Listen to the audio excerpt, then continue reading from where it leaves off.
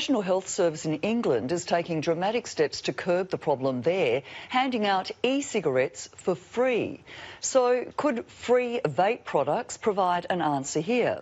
Let's ask tobacco treatment and addiction expert Dr Colin Mendelsohn. Good afternoon to you, Doctor. Can this work? I mean, surely addiction to nicotine is the problem. How does handing out vapes solve that? Well, nicotine addiction actually isn't the problem. Nicotine is addictive, but it's relatively benign. So what kills smokers is the 7,000 chemicals from burning tobacco in cigarette smoke. So when people switch to vaping, they still get the nicotine they need, but not the poisons. But they do get a certain number of poisons, maybe not 7,000, but they do get some dangerous stuff. Well, in the average...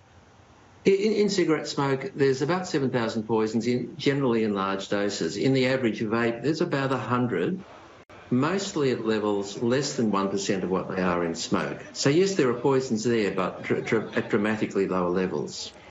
This is an $84 million plan that's being rolled out by the UK government. What other initiatives do you need alongside the e-cigarettes?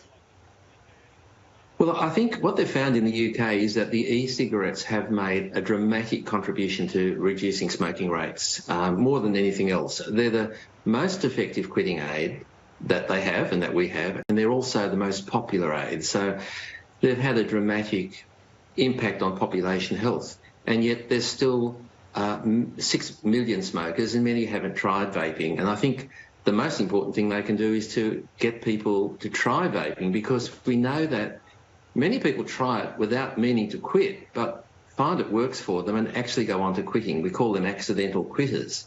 I think giving people the opportunity, especially people in low-income groups and disadvantaged groups, for whom the initial outlay may be a concern. But do we really know enough about the potential damage caused by vapes at this stage? Because it's such new technology. Well, vapes have been around and been popular for 15 years. There's over 80 million vapors in the world at the moment. There have been thousands of scientific studies. Look, we don't know everything, and they're not risk-free, but we know they're far safer than smoking. And in the long term, the Royal College of Physicians says the long-term risk is unlikely to be more than 5% that of smoking, and probably a lot less. So they're not risk-free, but they're far safer for a smoker who is otherwise unable to quit. For those who aren't doing or who haven't taken up either habit at this stage, how do you actually stop people picking up a vaping habit in the first place, especially young people? Yes, look, these products are not for young people. They're adult quitting aids, and they save lives. What we need in Australia is a proper regulatory model. What we're doing now just isn't working. So we've got a thriving black market selling these products freely to kids. We need a more tightly regulated model where vapes are sold through licensed retail outlets to adults only with strict age verification. And look, we won't stop all the sales to kids, but that's what they do overseas in the UK and New Zealand, and it works well. We have a few viewer comments on this, Doctor. Cheryl Ann Flynn says, really? Good grief, just as bad.